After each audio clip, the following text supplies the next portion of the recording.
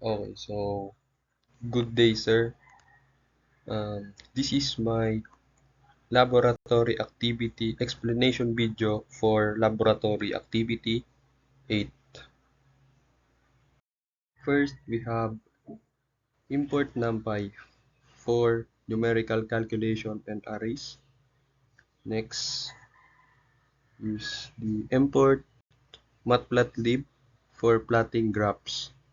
And number 1, define two discrete signals. In this line 4 means defines the input signal x of n, and line 5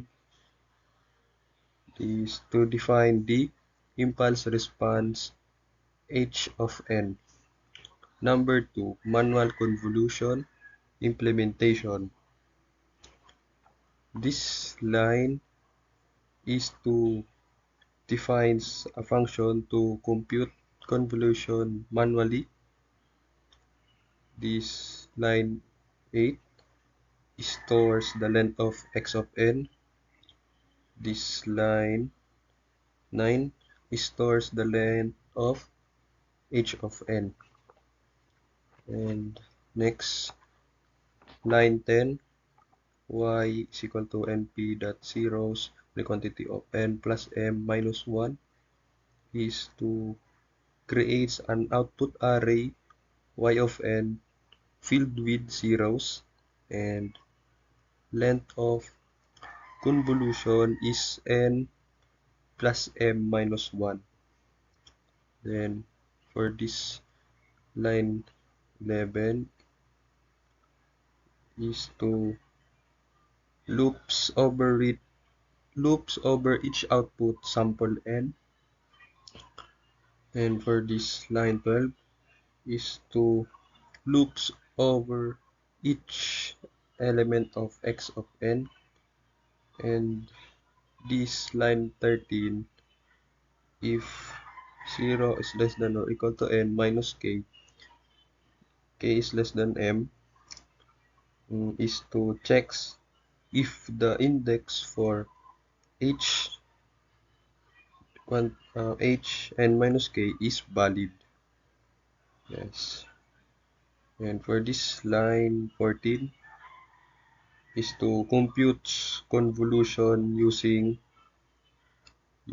y of n is equal to summation of x of k times h minus k.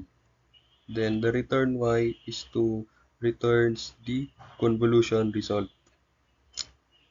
Line 16 is to calls the function and stores the result. Number 3, using NumPy's built-in convolution for verification. This line 18 is to compute convolution using NumPy's built-in function to verify correctness. Yan. And number 4, to define sample indices. This line 20 is to create index values for x of n. Line 21 is to create index values for h of n. And this line of 22 is to create index value for y of n. And line 23 is to create figure or create a plotting window with specified size. Yan, specified size. And line 24, plt.subplot the quantity of 311 is to create the first subplot. And this line 25 is to plot x of n as a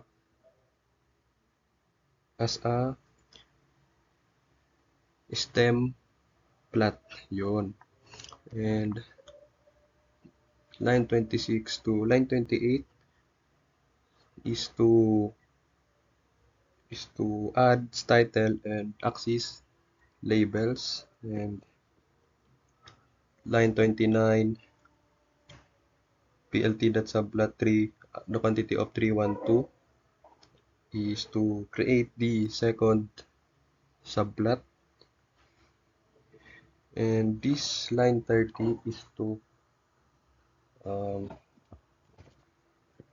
um, plots h of n as a stem plot, and line 30 to line 33 is to add title and labels also, and line 34 plt.subplot 313 is to create the third subplot. Line 35. Line 35 is to plots manual convolution in green. Yan. And line 36 is to plots NumPy convolution in red or for comparison. Yes. And plt the title line 37 up to line 40 is also adds title, labels, and legend. And for our line line 41 plt.title layout is to automatically adjust spacing between plots. Yun. And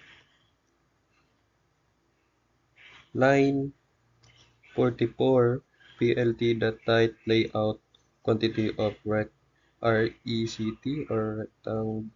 recti is equal to 001.90 is to leaves space at the top of header for header text for this one, for my name, course and block, course title, in the date. And line 52 HA is equal to left, siya yung alignment, formats the text alignment, and yun. Yes. And this line 56 is to display all plots on the screen. For our summary, these codes performs manual discrete time convolution, verifies the result using NumPy, plots x of n, h of n, and y of n, and clearly shows that both convolution methods match.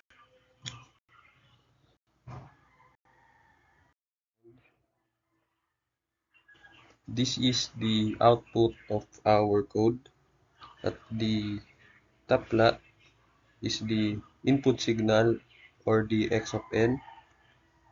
And on the middle plot, the impulse response or the h of n, and on the bottom plot is the convolution output or the y of n is equal to x of n times h of n.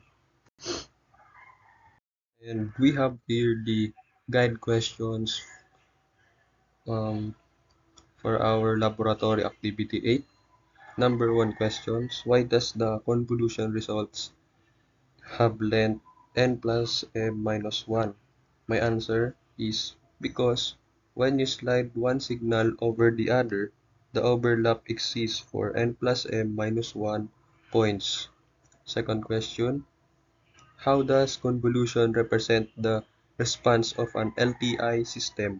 My answer is convolution gives the output of an LTI system for any input signal using its impulse response. Third question, what changes in the output if h of n is shifted in time? My answer is the output shifts by the same amount in time. And last question is compare the manual convolution results with NumPy's. Why is it important to learn the manual process before using built-in functions? My answer is manual convolution helps you understand how it works, and built-in functions are faster, but knowing the process avoids mistakes and deepens understanding. That's all. Thank you.